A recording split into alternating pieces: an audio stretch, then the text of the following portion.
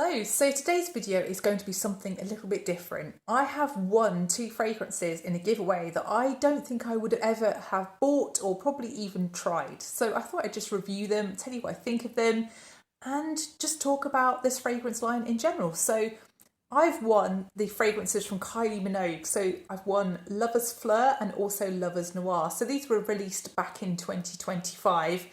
So Kylie fragrances, I've never tried any before, and I think she's released a total of 15 different fragrances as part of her brand now. And her first fragrance was Darling back in 2007.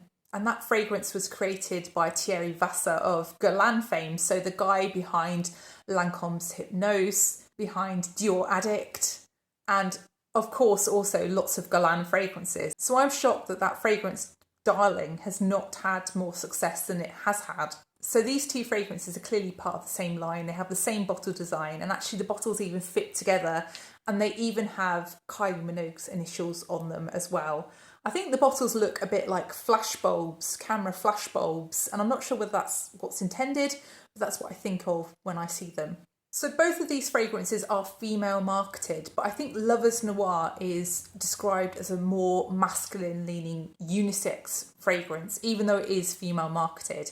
And I would actually agree with that. Both fragrances are EDPs and they retail for £34 for 30ml or £55 for 100ml. So let's start with Lovers Fleur. So Lovers Fleur is described as an ambery floral. This has notes of leafy greens, honeysuckle and coconut milk, Indian tuberose, ylang-ylang, jasmine, sandalwood, white musk and amberwood. So Lovers Fleur, when I first tried it, was unbelievably familiar to me, and I just couldn't place which fragrance it was, but eventually I managed to work out it was a fragrance that I used up a few years ago, and to me it smells very similar to Signorina Ribelle from Salvatore Ferragamo. So the initial spray is quite coconutty, and it's also quite sweet and floral. The tuberose is quite dominant initially. After a few moments, you get more of the ylang-ylang and it begins to smell very tropical. It's also very bright, light, creamy and floral. It dries down to a creamy, musky floral on me, but sadly the lasting power for this fragrance was really quite awful. I got an hour or two out of this one before I really struggled to smell it, and it was a skin scent very, very quickly. I think if you could translate possibly the safest kind of scent profile into a fragrance, then really that's Lovers Fleur personified. It's not trying to be out there in any way whatsoever. It's very, very safe. It's fine, it's pleasant, but it's something that really does make me think of other fragrances like Signorina Ribelle. And I just don't think there's anything particularly to get excited about with this fragrance for me. It's not a strong fragrance at all, and whilst I do enjoy smelling it in the air, I don't particularly enjoy it as much close up. To me, there's something here that smells almost like a glossy magazine close up, and I'm not sure what that is, but you don't get that in the air as much. It's minor though, and I think because this fragrance is so light and so airy, it's really very unlikely to bother you. I think really for its price point, it's an absolutely fine fragrance. It's just not something that particularly excites me. So that's Lovers Fleur.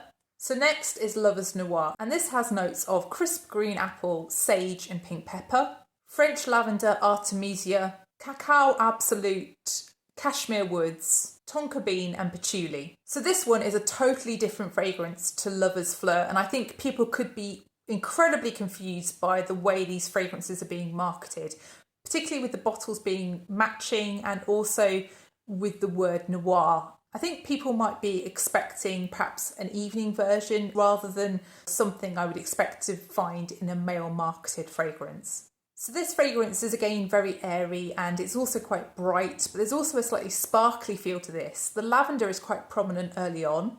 It's quite a sweet fragrance but also quite herbal. It almost feels cool on your skin. This fragrance has lots of notes that could be contributing to the herbal feel. So the sage, the artemisia and also the lavender are all going to contribute to that kind of herbal feel.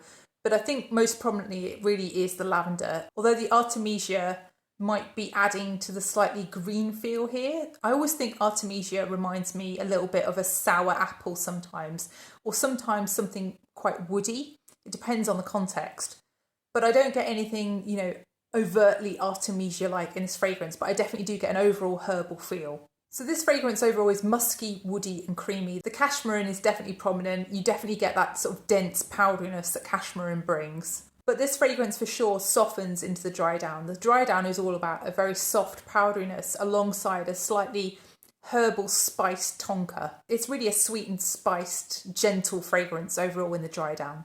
I describe this as quite a clean, out of the shower kind of fragrance. It's almost like you've used a soap, or you've perhaps used a green or blue shower gel. It's that kind of smell. I found this one to be a bit stronger and longer lasting than Lovers Fleur, and I actually think this is the better fragrance of the two, but I still didn't think this was particularly strong or particularly long lasting. I actually do really like the smell of this one, but I think this is not a fragrance that I personally would want to wear. I wouldn't mind smelling it on someone else.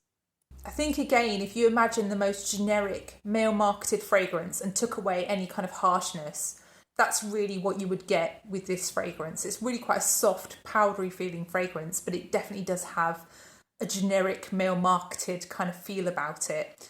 I think if you smell YSL's Y EDP, then this fragrance is an approximation of that. I'm not saying they're particularly close, but they definitely have a similar idea behind them. So what do I think of these two fragrances? I think I could sum it up in one word as unexciting. I think these fragrances just had very short longevity as well, which meant, particularly with Lovers Fleur, that I would never spray this fragrance on in the morning because I would know that it would be gone by 10 o'clock. I think I will leave Lovers Fleur on my desk at work and see whether I reach for it over the summer. I might just spritz it on when I'm going to a meeting and want to refresh or something. I think Lovers Noir I will probably just gift to my husband because I think he might suit it better than I do. But if he doesn't want it, I will probably pass it on to someone else. Yeah, I think these two, I was pleased to win them. I was excited to try them, but they just haven't been for me, unfortunately. So please do let me know if you've tried any other Kylie Minogue fragrances and what you thought of them. And also if you've tried these two fragrances, what you thought of these. And also if you've enjoyed the video, then please do press the like button and please also consider subscribing if you haven't done already. And I will see you in the next one. Bye.